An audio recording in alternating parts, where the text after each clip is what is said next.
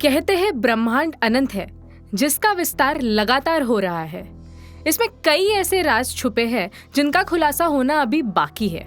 यही वजह है कि डार्क यूनिवर्स ने पिछले 1 सदी से भी ज्यादा वक्त से थियरिस्ट्स और एस्ट्रोनॉमर्स को परेशान कर रखा है। आपको पता है, चाहे कितना भी अच्छा टेलीस्कोप क्यों ना हो, उसकी मदद से रात में हम जो देख सकते हैं वो ब्रह्मांड का एक छोटा सा हिस्सा ही होता है जिसे हम समझ सकते हैं। बात डार्क मैटर की करें तो ये कॉस्मोस का लगभग 20% हिस्सा बनाता है, जो रोशनी को ना तो बाहर निकालता है और ना ही उसे अब्सॉर्ब करता है। हाँ, लेकिन ये नॉर्मल मैटर को ग्रेविटेशनली अट्रैक्ट जरूर करता है।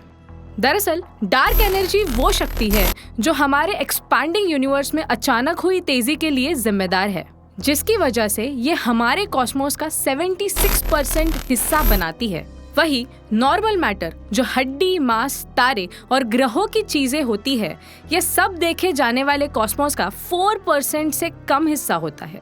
ऐसे में हम हमेशा से ये उम्मीद लगा के बैठे थे कि डार्क एरियाज के बारे में हम कभी ना कभी जरूर सब कुछ जान पाएंगे, और अब जो पहले कभी नहीं हुआ वो होने वाला है। जी हाँ, जल्द ही हम इसके राज को जानने के बहुत करीब होंगे। आप सोच रहे होंगे ये कैसे होगा, तो हम बताते हैं। दरअसल कुछ ही दिनों में एक रिमार्केबल स्पेस प्रोब को स्पेस में भेजा जाएगा। एक ऐसा प्रोब जो वैज्ञानिकों को डार्क एनर्जी और डार्क मैटर जैसे ब्रह्मांड के 2 सबसे परेशान कर देने वाली चीजों की गहराइयों में छिपी जानकारियों को देने का काम करेगा। ऑर्बिट इंडिया, ब्रह्मांड का रहस्य।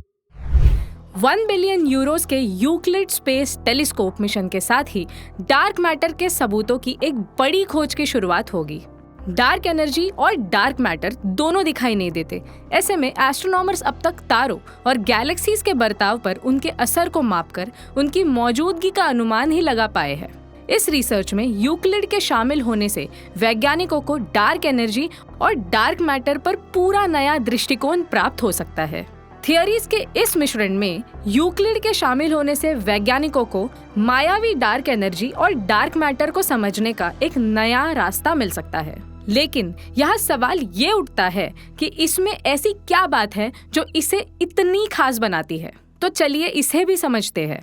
ESA के मुताबिक यूक्लिड पिछले 10 अरब सालों को कवर करते हुए ब्रह्मांडीय समय पर लार्ज स्केल स्ट्रक्चर का मैप तैयार करेगा।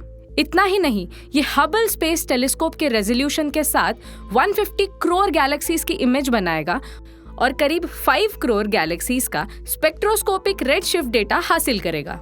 वैसे हबल और James Webb space telescope Euclid के पूर्वज कहे जा सकते हैं, जो बहुत छोटी जगह को हाई सेंसिटिविटी और बहुत ज्यादा डिटेल में देखने के लिए महान ऑब्जर्वेटरीज रहे हैं।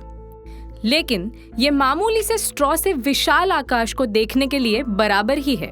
वही यूक्लिड को इंडिविजुअल गैलेक्सीज और ऑब्जेक्ट्स के प्रॉपर्टीज को जानने में कम ही इंटरेस्ट होगा, क्योंकि इसका मेन फोकस कुछ बड़ा करने में होगा, यानी ये बहुत सारी गैलेक्सीज के प्रॉपर्टीज को मापेगा। इसके पास होंगे 2 साइंटिफिक इंस्ट्रूमेंट्स, जिसमें से एक विजिबल लाइट और दूसरा इंफ्रारेड लाइट का इस्तेमाल करेगा। इन दोनों ही इंस्ट्रूमेंट्स में कैमरा भी होंगे, जिसमें बड़ी मात्रा में पिक्सेल्स होंगे, और ये दोनों इंस्ट्रूमेंट्स आकाश को ऑब्जर्व करेंगे और डेटा इकट्ठा करने का काम करेंगे। इसके बाद रिसर्चर्स इन प्रॉपर्टीज का इस्तेमाल करके ब्रह्मांड के 2 तरह के मैप्स बनाएंगे। पहला मैप बनाने में ग्रेविटेशनल लेंसिंग का इस्तेमाल किया जाएगा, जिसमें रिलेटिवली नजदीक का मैटर मुड़ता है और अपने पीछे की चीजों की रोशनी को बढ़ाता है। डिस्टॉर्शंस आमतौर पर बहुत छोटे होते हैं, लेकिन फिर भी यूक्लिड को लेकर ये उम्मीद है कि वो अपने 6 साल के इस मिशन के दौरान बहुत सारा डेटा जमा कर लेगा, जिसे शोधकर्ताओं को ग्रेविटेशनल लेंसिंग का इस्तेमाल करके ब्रह्मांड में डार्क मैटर, जिसको किसी भी दूसरे तरीके से नहीं देखा जा सकता, उनके साथ बाकी मैटर के डिस्ट्रीब्यूशन का मैप बनाने में आसानी होगी।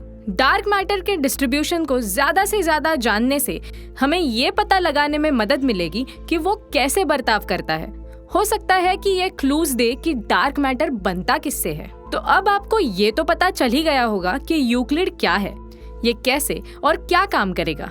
वैसे अगर ये जुलाई में लॉन्च होता है तो यूक्लिड का 6 साल का विज्ञान मिशन दिसंबर में शुरू होगा, वो भी L2 से, जो पृथ्वी से लगभग 10 लाख मील दूर एक गुरुत्वाकर्षण स्टेबल अर्थ सन पोजीशन है। वैसे आप जानते ही हैं कि ये जगह जेम्स वेब का भी घर है। चलिए आगे बढ़ते हैं।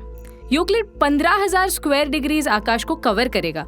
ये विजिबल और नियर इंफ्रारेड वेवलेंथ्स में अभूतपूर्व रिजोल्यूशन के साथ एक बहुत बड़ा एटलस तैयार करेगा।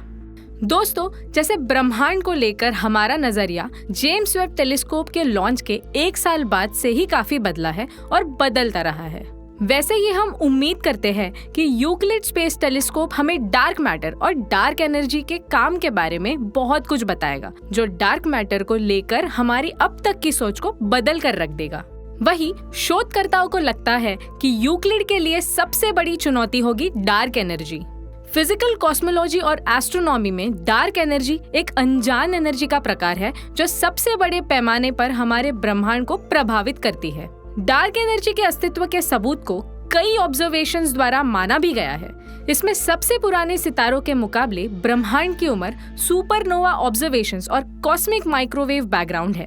अंतरिक्ष के बारे में हमें अभी भी बहुत कुछ नहीं पता है, लेकिन ब्रह्मांड के डार्क वॉइड्स की तरफ देखने वाले वैज्ञानिकों ने ये खुलासा किया है कि यही वॉइड्स डार्क एनर्जी के बनने का कारण हो सकती है।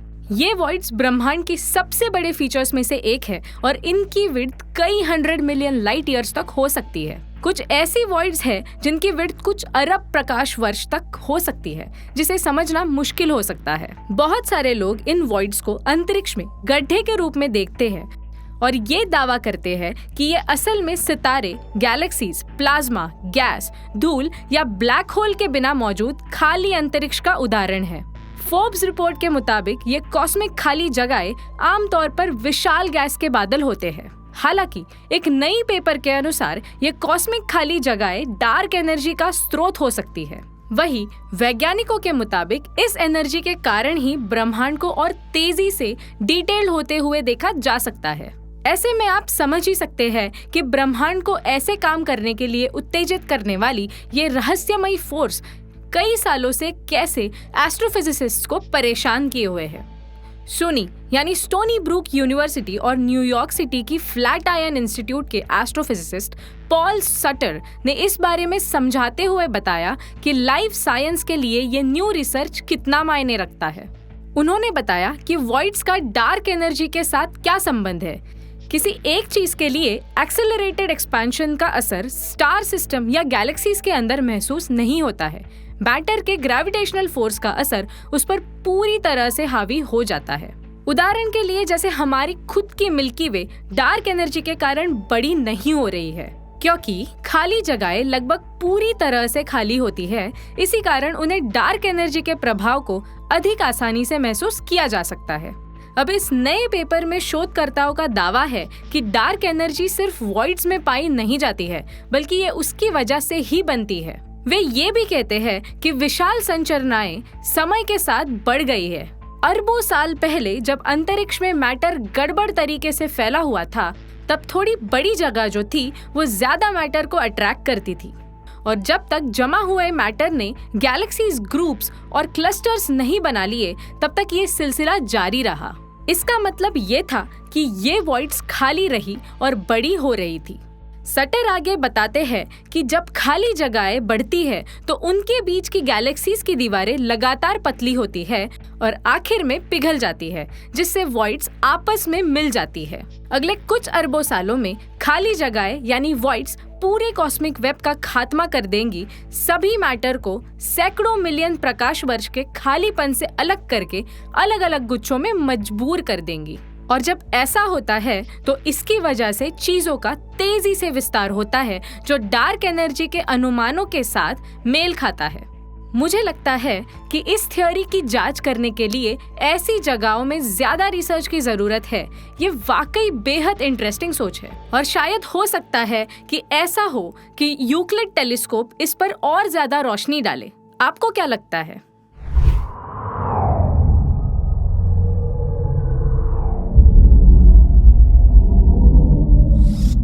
ऑर्बिट इंडिया, ब्रह्मांड का रहस्य।